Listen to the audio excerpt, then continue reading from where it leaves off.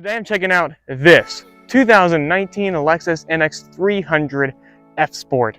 Without any further ado, I'm not going to waste any time. Let's go ahead and get straight on with the review of this Lexus.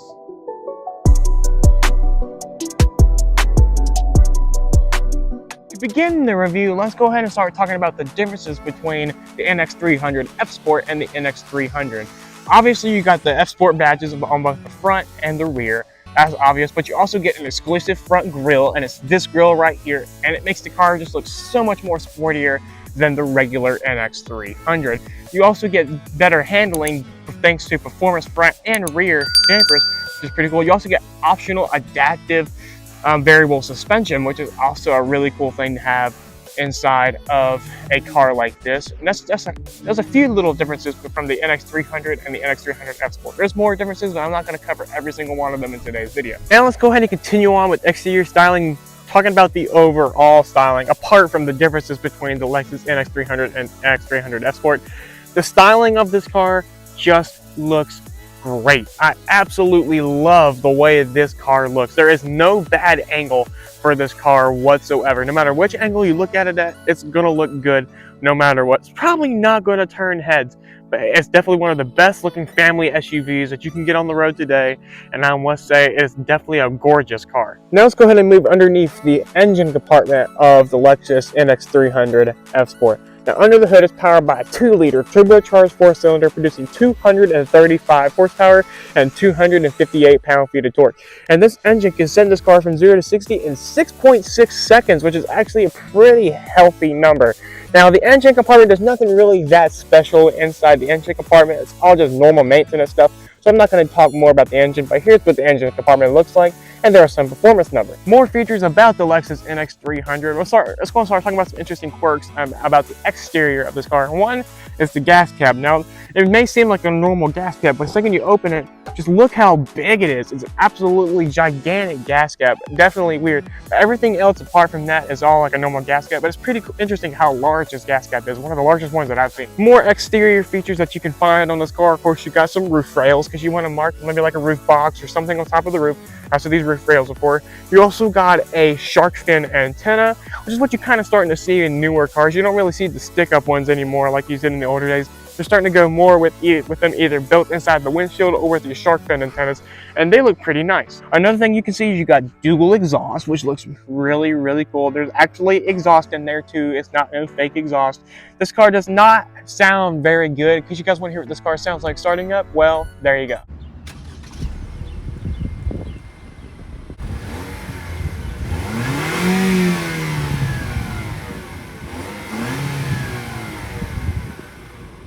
And to sum it up for the exterior styling, we got one more thing I want to feature on the outside of this car. One is that this car does have a tow hook. Now, this car's towing capacity isn't really the best. It's something like 2,000 pounds, but you can still tow stuff with your Lexus NX300 F Sport. Now we go ahead and move on to the inside of the Lexus NX300 F Sport. With opening up the door, you got a fairly standard door handle. When you first open up the door, you're greeted by a very, very nice interior. It's not as complex, and it's pretty futuristic as well, and very, very sporty. It's a very comfortable car to sit inside of as well. Nothing's too big and nothing's too small. It's just all the right size. Everything's just in the right place to look really, really cool. It's a very, very nice interior. And now, before we even get inside the interior, looking down into the door sill, you can actually see a Lexus badge right in the middle. But a really cool thing about this Lexus badge is that it actually illuminates. It actually illuminates at night, which is pretty cool to see out of a car like this, which is a really, really nice feature. Okay, now we move on to the inside of the Lexus NX300 F Sport. We'll start with comfort first. These seats feel absolutely amazing. They're nice, grippy sports seats, and they feel really, really good. Now let's go ahead and start talking about the center screen. So now, there isn't really that many interesting things about the center screen, but first we got to talk about how to control the center screen. The center screen is controlled by this little Lexus D-pad down here in the middle. It has home, menu, and also a back arrow. So now you can use the D-pad to actually scroll through the different settings inside the car. And it isn't very responsive. I do not like the way the screen of this car feels. It's not very responsive. It does feel pretty cool, but it's just not very responsive to the touch, and it's not really a thing that I really like. But a couple of things that I did find inside the screen is this: because of the setup section, the settings on the menus option, you can actually go to theme setting here. You can actually adjust the color of the center screen. There's only two different options. There's like a blue color and like a bronzish color. And as you can see, after I change it, it actually makes a little beep and it actually changes the center screen color, in which it makes it look pretty cool. Another thing is the clock settings. Now, if you look in the center of the car surrounding the climate controls, you'll see a clock right in the middle. It's not like a traditional clock. It's like an older clock, like a traditional clock. When you think of a clock, that's what you would see. But something really cool that I did find, if you go to the clock setting inside the settings, you can actually see got three different options: time zone, daylight savings time, and auto adjust by GPS. Now, auto adjust by GPS, obviously, if you move state with a different time zone, it'll automatically change to the right time zone, etc., etc. But if you actually go to daylight savings times and actually turn it off, the clock automatically goes back an hour on the center screen and also in the center control stack. But of course, there's a clock right in the middle too. So what does the clock do? It actually adjusts live, like in real time. It's pretty cool to see. Whenever I switch it on and off, the clock just readjusts itself right back to the right time, which it goes back about an hour and forward about an hour. But it's really cool to see how the clock changes and goes forward an hour and back an hour. It's pretty cool to see. And that's pretty much the center screen. So now I'm not going to feature anything else on the center screen because I couldn't really find anything else interesting to feature inside of the center screen. Everything else is pretty straightforward. Let's go ahead and start talking about the climate controls. Now, all the climate controls are, of course, right underneath the clock that I showed y'all, and there's two screens surrounding that clock. You got 4 climate control vents on the front of this car. You got one on both sides, the driver and passenger side, and then you also got 2 right in the middle. And they work fairly straightforward. They work just like a traditional climate control vent. I'm not really complaining about the climate control vents. They work just like any other climate control vent. Now it's going to start talking about changing the fan speed, the temperature, and of course where the air comes out and everything like that. That's all controlled by these 4 dials right here in the middle, and also these 6 buttons down underneath that as well, right above the hazard lights. And so, of course, you push up on these little levers to make it hotter, and then you push down on it to lower the temperature. And whenever you lower and raise the temperature, you can actually see in the little screens the temperature go up, which is pretty cool to see. Well, it's the fan speed. You do the very same thing for the fan speed. Pretty straightforward. Same thing with where the air comes out. As you can see, as I move up and down this lever, it actually readjusts the fan speed and where the air comes out and everything like that.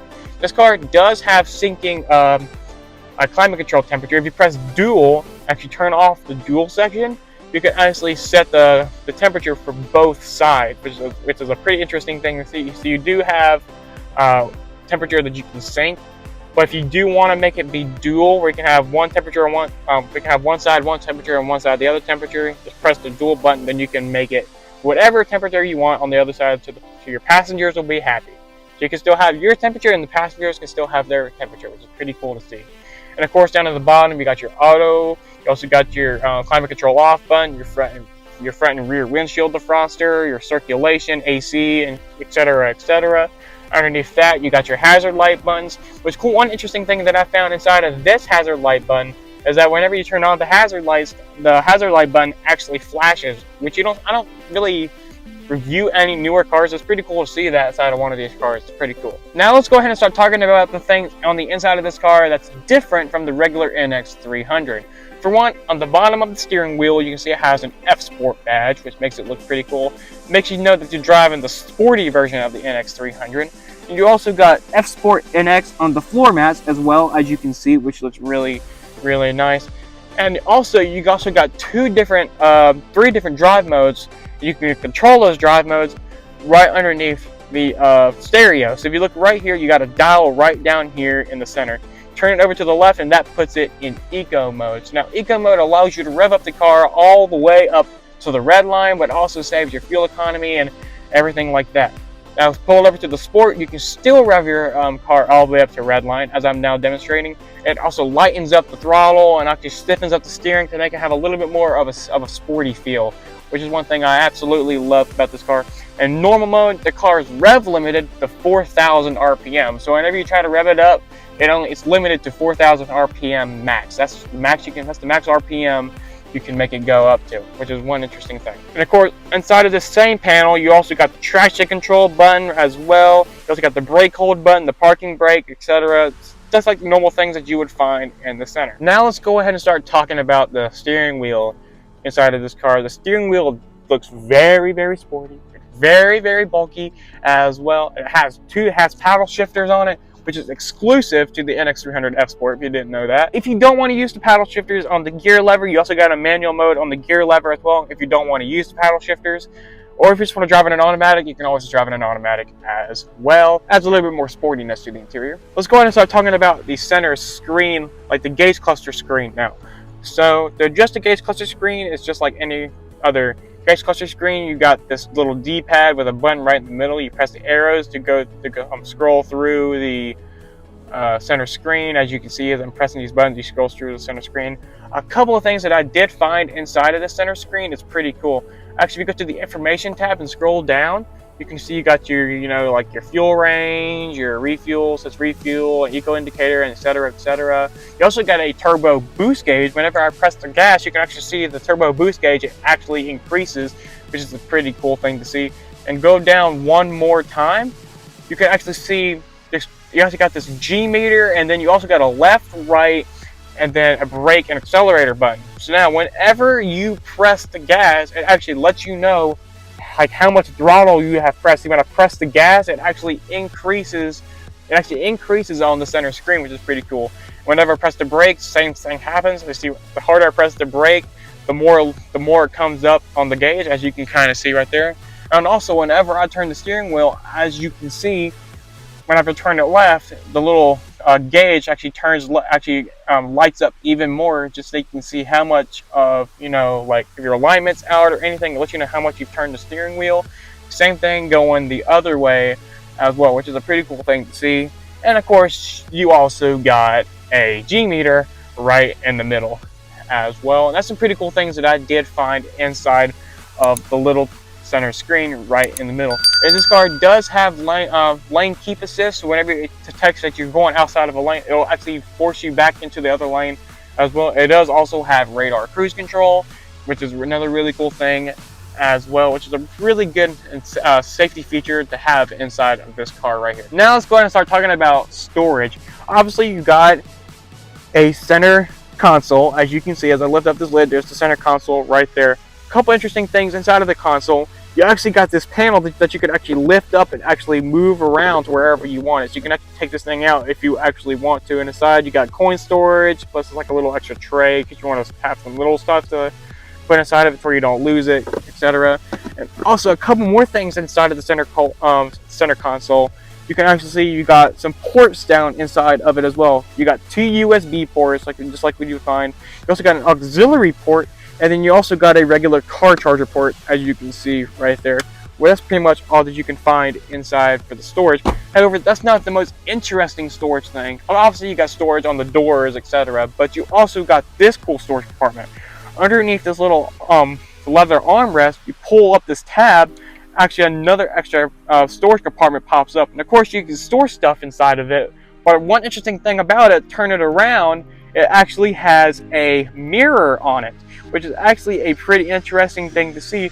So if you're riding down the road and let's say your fiance wants to look at themselves in the mirrir, like do their makeup, all they gotta do is pull up this panel and they'll have a mirror on the opposite side of it, which is a pretty cool thing to see. It's something most of these owners probably didn't even know about this car. That's pretty much all the storage up front. So now let's go ahead and move into the back and check out some cool some cool features in the back seats. So now we move into the back seats of the Lexus NX300 F Sport.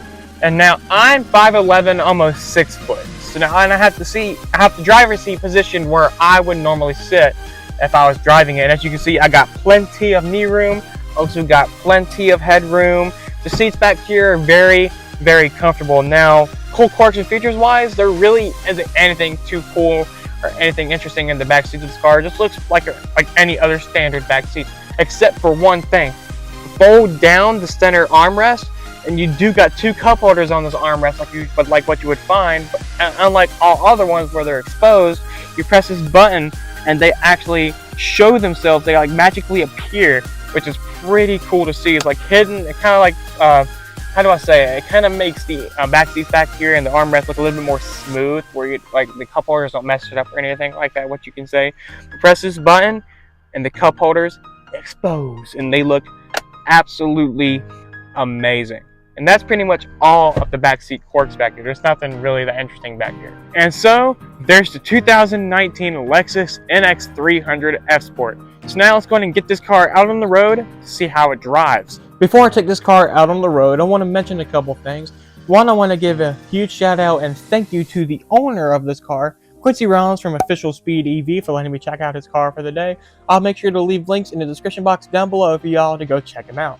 Secondly, I was using a new microphone system in this video, and during the drive it messed up the background audio just a little bit.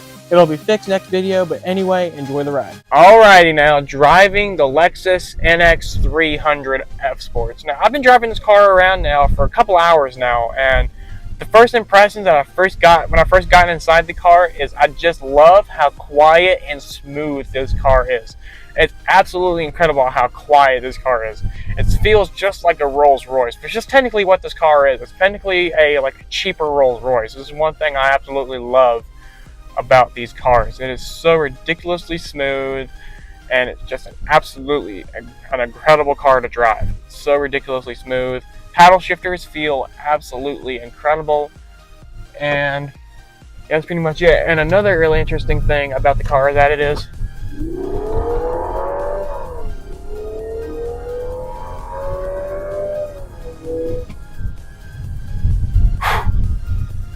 so fast. And by the way, the sound that you guys are hearing in the video right now, that's actually not what the car sounds like. That's actually audio coming from speakers inside the car.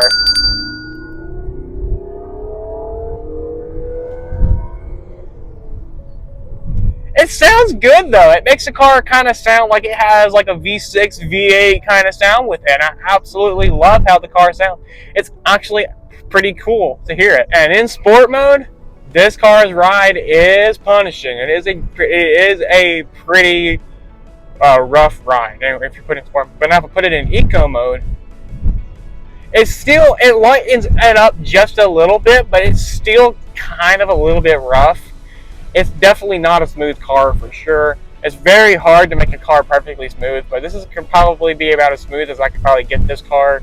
Right now, I'm currently in eco mode right now. I'll try putting it in normal mode to see what it does there. Normal mode is still pretty tight, as you can see by the way the phone's moving. It is a pretty tight and pretty stiff ride.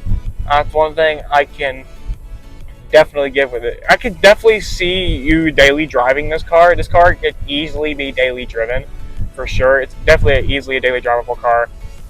Because the gas mileage is actually pretty cool as well. It's also really cool to see him with the throttle. Oh, no way. I don't know if you guys just saw that. I just saw a 30th anniversary Camaro. Y'all, everybody in this video knows that I have a 30th anniversary Camaro, and it's pretty cool. Every single time I see one, I'll lose my stuff. Anyway, back to the drive.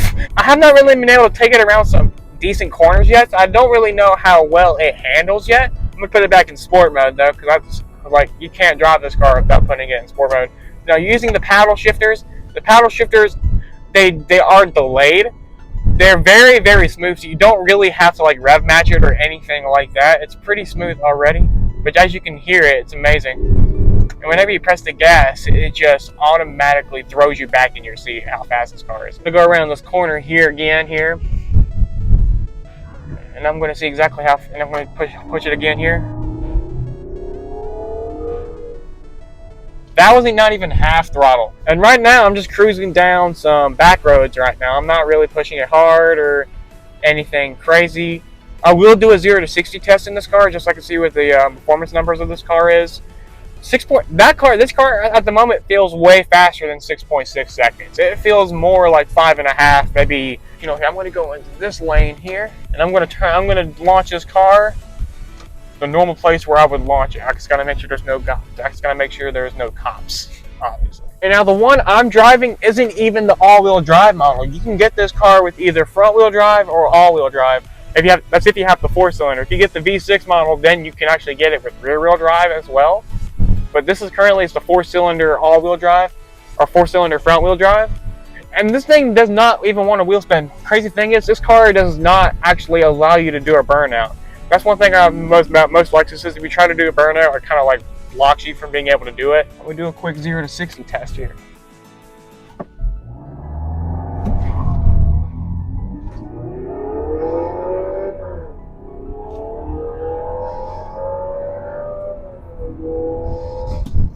Oh, holy sh**, braking's amazing too. Yeah, that's fast. It throws you back. It doesn't feel quite as fast as the Volvo V60 Polestar I drove recently. It doesn't really feel quite that fast, but this thing still moves.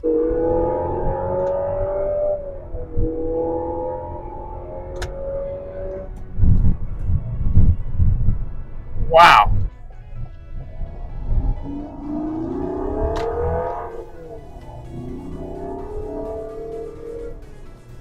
Crazy thing is, this car only takes 93 octane premium. That's one crazy thing.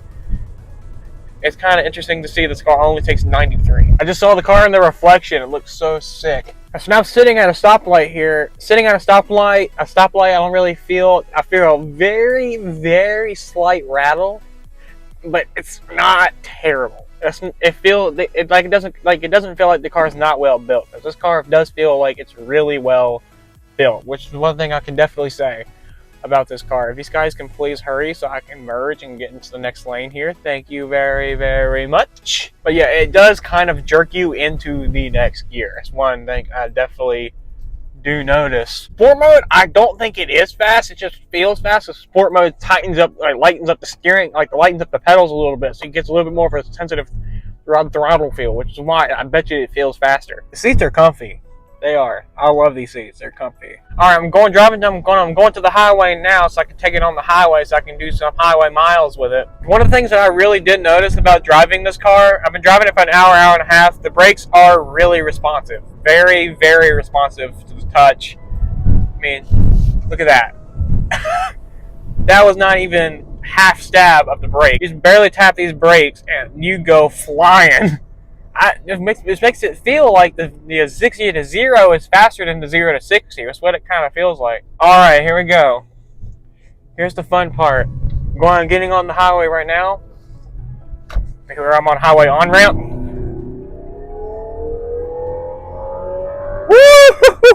Woo!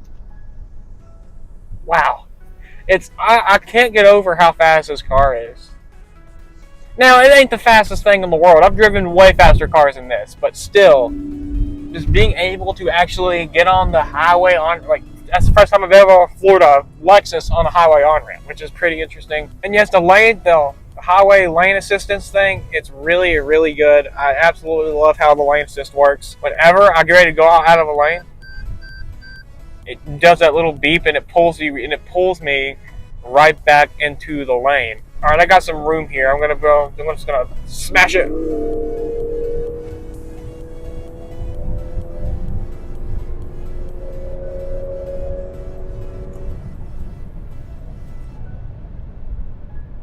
That was 110. A Mercedes thought I was trying to race him, and the Mercedes just flew right past me. He thought I was trying to race him when I wasn't. That's pretty funny right there. And this is only the second car I've driven by myself. This is the style right here. It's kind of the way I prefer my car reviews to go. I meet up with the owner at their house, wherever they want to meet up at. We exchange keys, and then after that, I take the car and go film for a couple hours, and I come back and bring it back. That's exactly how I think my car review should go. But hey, if you guys have a car you guys are willing to let me review as well, just be sure to let me know, because I would love to review. I'll review literally anything. So far I've been on the highway with this car for 20 minutes. And highway driving with this car is definitely ideal. This is the place where this car technically belongs. This is an amazing highway cruiser. I will definitely recommend it to everyone if you're looking for a nice, fun car. I'm trying to get off at one of these exits here. I'm turning around to get off the exit, and you know what this means.